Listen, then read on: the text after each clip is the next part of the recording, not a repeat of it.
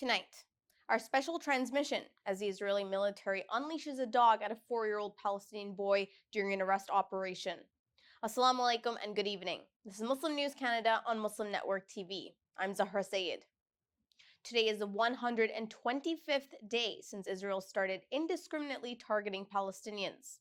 In the past 24 hours, 107 Palestinians have been killed by Israeli attacks in Gaza. 142 have been injured. An attack by Israeli snipers near Nasser Hospital in Khan Yunis has killed 21 civilians. In a separate incident, Israeli airstrikes on a residential building in Rafah have resulted in 13 deaths, including 2 women and 5 children.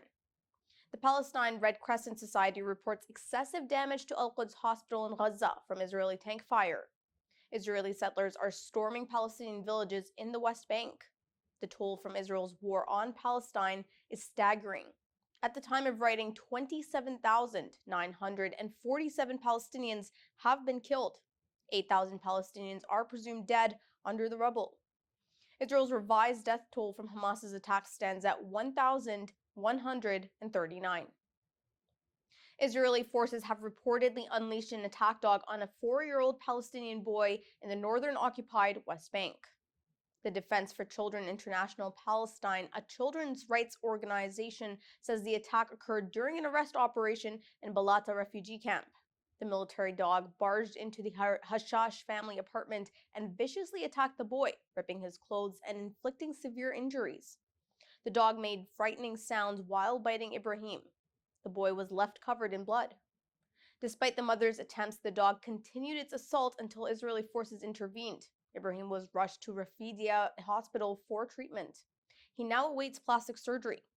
The Defense for Children International Palestine says such attacks are part of a pattern and show routine disregard for Palestinian children's safety.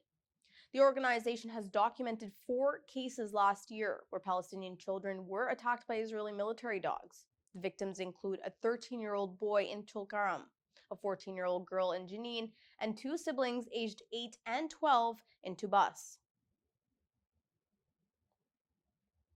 Recently uncovered British documents reveal Israel's long-standing ambition to dispute Egyptian control over the Sinai Peninsula. The documents at the National Archives in Kew, London reveal that in 1967, pro-Israel lobbyists tried to cast doubt on Egypt's rightful ownership of the territory. Despite British acknowledgement of Egypt's sovereignty, Israel persistently pushed its claim on the peninsula. British assessments consistently refuted Israeli claims asserting Egypt's legitimate title to Sinai. Israel and its lobbies argued that since Sinai properly belonged to Turkey up to 1923, it should have become part of the mandated territory of Palestine at the end of the First World War. The issue garnered attention in the diplomatic circles. There were discussions on potential British intervention in favor of Israel's stance. However, the Sinai Peninsula was eventually returned to Egypt under the terms of the 1979 peace treaty. In May 1971, British diplomat P.G. Wallace visited Sinai as a tourist. He described the trip as useful. His detailed report shows Israeli development and military infrastructure projects in the peninsula.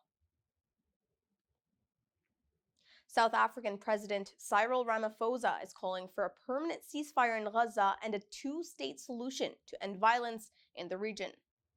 In his annual State of the Nation address, he said South Africa is committed to human rights. He defends filing a case at the International Court of Justice accusing Israel of genocide in Gaza. Ramaphosa condemns civilian killings and is urging parties to commit to peace. His comments come as South Africa gears up for the upcoming election. The election is being dubbed as significant. Ramaphosa's governing African National Congress has led the country since the first democratic election after the end of the apartheid took place in 1994. Mainstream American media outlets like CNN, the New York Times, and the Wall Street Journal are under the scanner for distorting facts and favoring pro-war narratives in the U.S.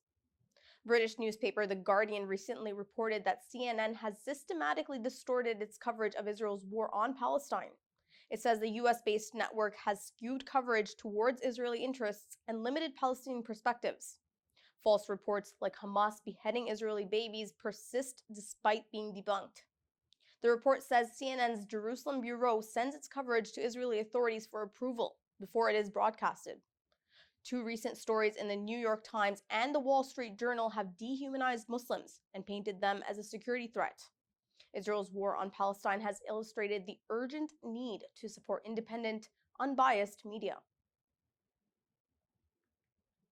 Iran's supreme leader Ali Khamenei's Persian and English Instagram accounts have been deactivated by Meta due to alleged policy violations. Khamenei's Persian account had 5.1 million, and his English account had over 204,000 followers. Meta cites violations of its dangerous organizations and individuals' policy for the removal. Experts say the move comes after pressure from pro-Israel groups following Hamas's attack on Israel. Iran denies involvement in the Hamas-led attacks against Israel. However, Khamenei has faced criticism for his alleged support to the militant group on social media. Former Iranian government advisor Mohammad Marandi is accusing Meta of bias. Marandi is contrasting Meta's actions with the lack of restrictions on Israeli officials who support genocide in Gaza. Marandi defends Khamenei's stance, labeling his support for Palestinian resistance as his crime. The Supreme Court of Canada is facing accusations of racial and political bias for barring Black speakers from a meeting. The news comes after 3 Black delegates were barred from a meeting with the court's clerks due to their social media posts on Israel's war. The delegates were scheduled to discuss anti-Black racism in the justice system and present the Halifax Declaration for the Eradication of Racial Discrimination. The meeting was organized by Governor General Michael Jean. Hours before the meeting, Registrar Chantal Charbonneau excluded El Jones, Derico Simons, and Benazir Ardimi due to their alleged controversial posts. Jones says the decision shows a pattern of suppressing pro-Palestinian and Black voices in Canada. Experts believe since Israel's brutal war on Gaza, there has been a noted suppression of pro-Palestinian voices in public spaces. They say a similar example of the removal of Hamilton Centre MPP Sarah Jama from the Ontario New Democratic Party caucus.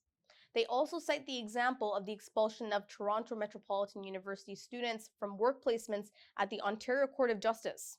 These students had signed a letter in support of Palestine.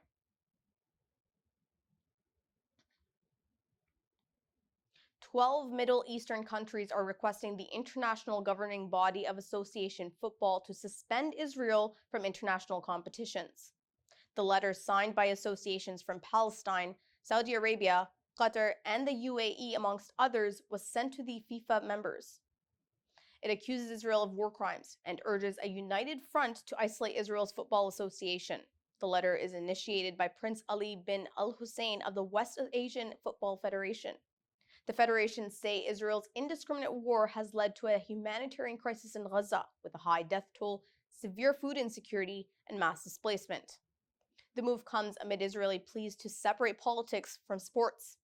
FIFA had previously banned Russia over its war on Ukraine. The federations are citing this as a relevant example and urging FIFA to take a political stance. The call for Israel's suspension is not isolated. There have been campaigns in the past due to concerns over Israel's violations of human rights. The Palestinian Campaign for the Academic and Cultural Boycott of Israel has called on a number of sporting bodies, including the International Olympic Committee and FIFA, to exclude Israel over its human rights record. In January, former professional soccer player Gary Lineker supported calls to suspend Israel. Recently, German sports brand Puma has terminated sponsorship of the Israeli soccer team.